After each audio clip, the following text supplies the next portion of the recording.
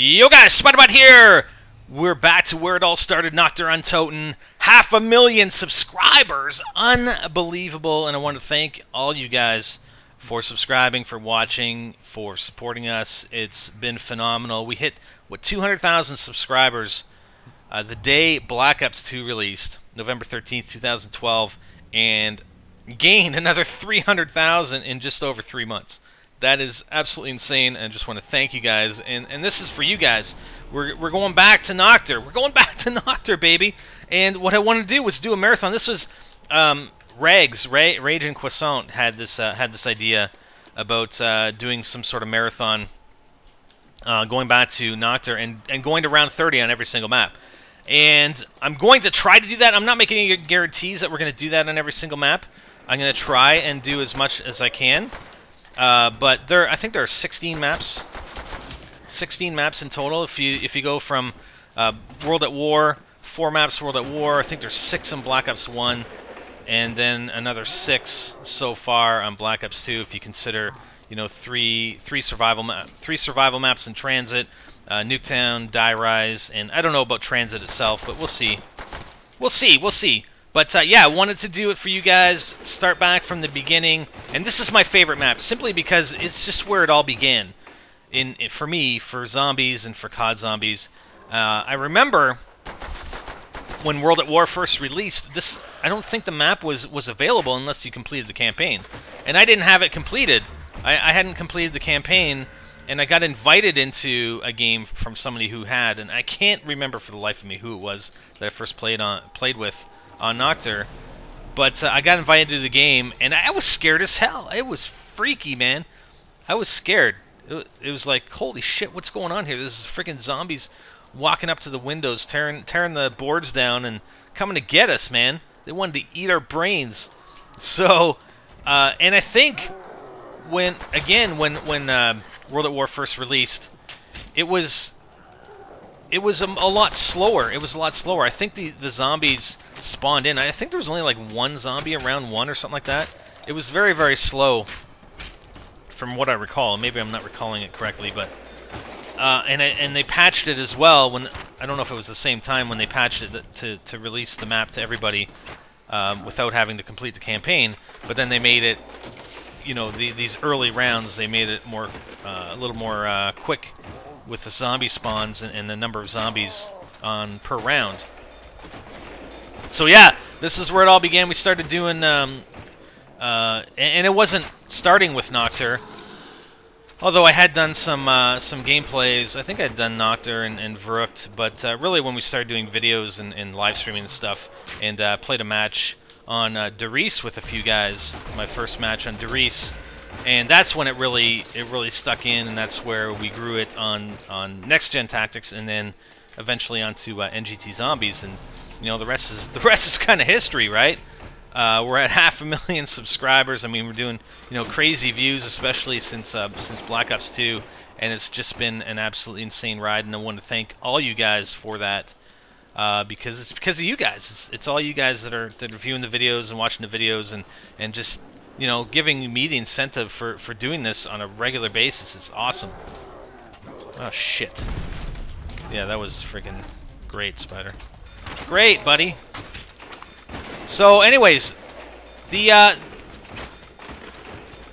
don't know, this is like my 3rd time recording this, so hopefully I didn't already say this, but what I wanted to do during these gameplays is give you some personal stories, and I haven't really, you know, when I do commentaries, etc., I don't really get into personal stuff. Usually, I think I did do a high round thing on Nacht der before. I think I got up to like round 60 something, and I did talk about some personal stuff, some schooling stuff, and some work stuff. So it's going to be kind of similar to that, but you know, I kind of wanted to have stories, sort of more personal stories, as we went along here in these maps. While I slaughtered zombies, and I figured it was a good opportunity. It's going to be kind of difficult for me. It's, you know, again, it's not something I typically do in sharing a lot of these personal stories, but and I'm normally a half-decent storyteller, but you got to bear with me at times if you know, I'm trying to recollect this particular story that I'm going to start off with. I'm going to trying to recollect something that occurred and started about 12 years ago.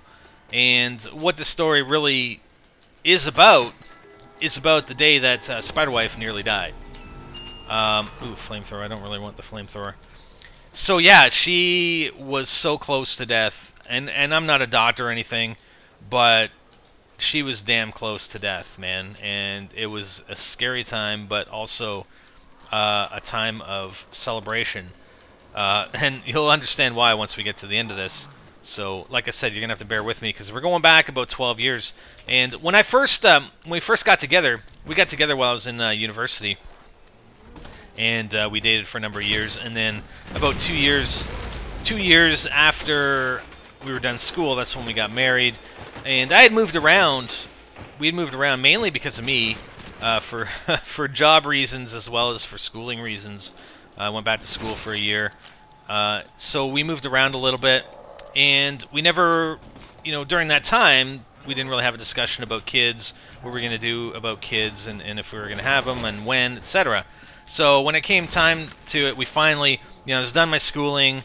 I kind of had, you know, kind of set in what I was going to do from a job perspective. And we decided, okay, well, let's try and start having kids, etc., right? And we did that for a year. We had problems. You know, people sometimes have problems having kids. Whatever reason it is, it could be something on the guy's side, it could be something on the woman's side. But you know, we tried for a year. You try various things, right? I mean, you know, it's the casual. You start off just with the casual thing, and then after a few months of trying, then you start getting more serious about it, and trying to look at, you know, the woman's cycle, her reproductive cycle, etc., and then trying to time it, and it gets stressful. I mean, at first it's not bad, and don't get me wrong, I'm a guy, right? I mean, hey, you want to have sex? Okay, you know, guys, it's not like a woman where you know, sometimes you're not in the mood. A guy is always in the freaking mood. But it still gets stressful. I mean, when you start timing this shit, it's like, okay, I'm ready now, go. It's like, what the you know, okay. You know, at first it's fine, but after a while it's like, holy shit, you just gotta perform at the drop of a hat.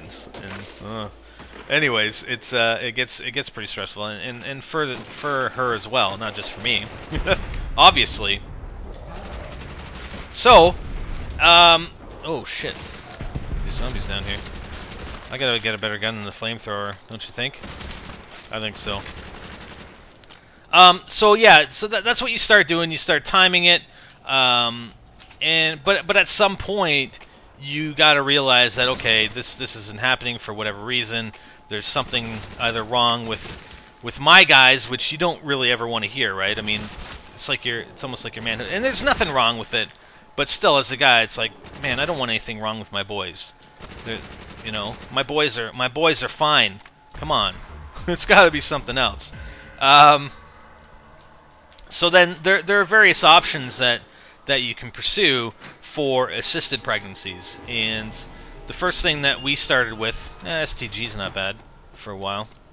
What we ended up starting with is artificial insemination. That's the first thing that we did, and that was after it's probably more than a year of us trying, and you know, trying to time the cycles and do a bunch of other things. And you go through a whole process with the doctors. I mean, they have some clinics depending on where you are. We had an absolutely phenomenal clinic here where we are that helped us through this. I mean, a lot of you know, support staff. They actually make you talk to a psychologist too. Because it can be stressful. It's even more stressful than trying to time it and trying to perform, etc.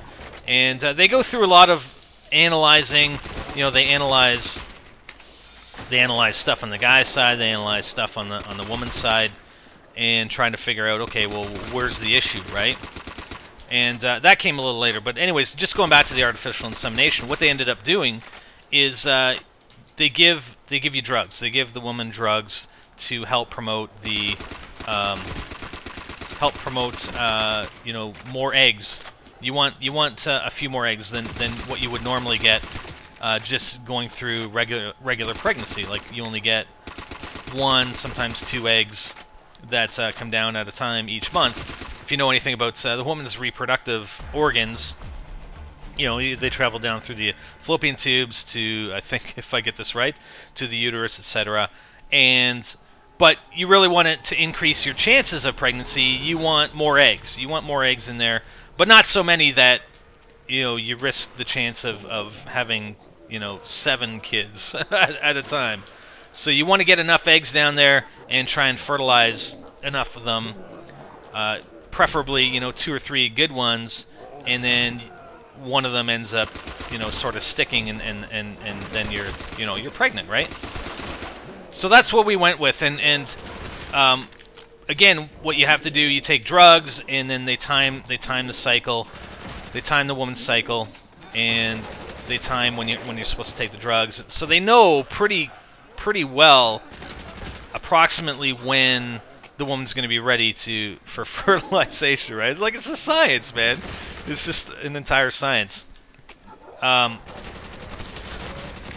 even before that, when they're doing the analyzing, like, I had to bring samples, etc., in so that they could test it and stuff like that, which is always fun because, you know, you get to have a little fun at the same time, right? you bring your little container to the lab, and then they analyze your boys, and just to check and see if it's fine. So I think my boys were fine. If we get a little too personal here, I think my boys were pretty much fine. And you know, I will say, as a guy, that I was pretty proud to hear some of my results where, you know, my count, let's just say my count was, am I getting too personal? My count was off the charts, all right? If I lived in the US, I'd become a donor, and I'd probably get paid very well. Let's put it that way. My wife's gonna kill me if she hears this. Anyways, so when it came time to actually, you know, she's ready, and it's time to actually fertilize the eggs. So we've been taking the drugs, and, you know, you got to go into the doctor's office, and they do ultrasounds just to check and see if she's ready. They take I can't remember if it's blood. Do they take? Yeah, I think they do take blood to check her. I can't remember what the term is. There's some sort of count that tells them, yes, she has, you know, their eggs present, and she's ready to go. Basically, she's ready for fertilization. So we go into the hospital, and they send me to this room. They have these rooms set up where you've got these, you know, a leather recliner and some, you know, porn magazines, and you gotta go in there like you're in the freaking hospital in this room, and everybody knows what you're doing in there. Everybody knows what you're there for and going in and doing. So it's a little, you know, I wouldn't say it's really that embarrassing because, you know, people do it all the time. That's the way it goes. But, you know, you go in this room, you do your thing on the leather recliner with the magazines, and even that is kind of stressful. It's like, fuck, I'm not at home. I'm in this strange room. And but my wife needs me, so you know what? I'm a guy. My wife needs me. It's just got to be done.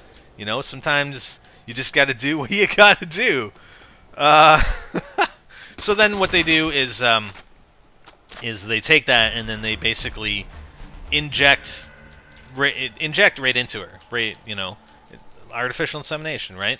And then you sit there for a while, and then you go home, and then they just check your blood. I think they end up taking blood. I don't know if it was like a month later, or 6 months later, or 6 weeks later, just to see what the certain value is in the blood to see if you actually got pregnant.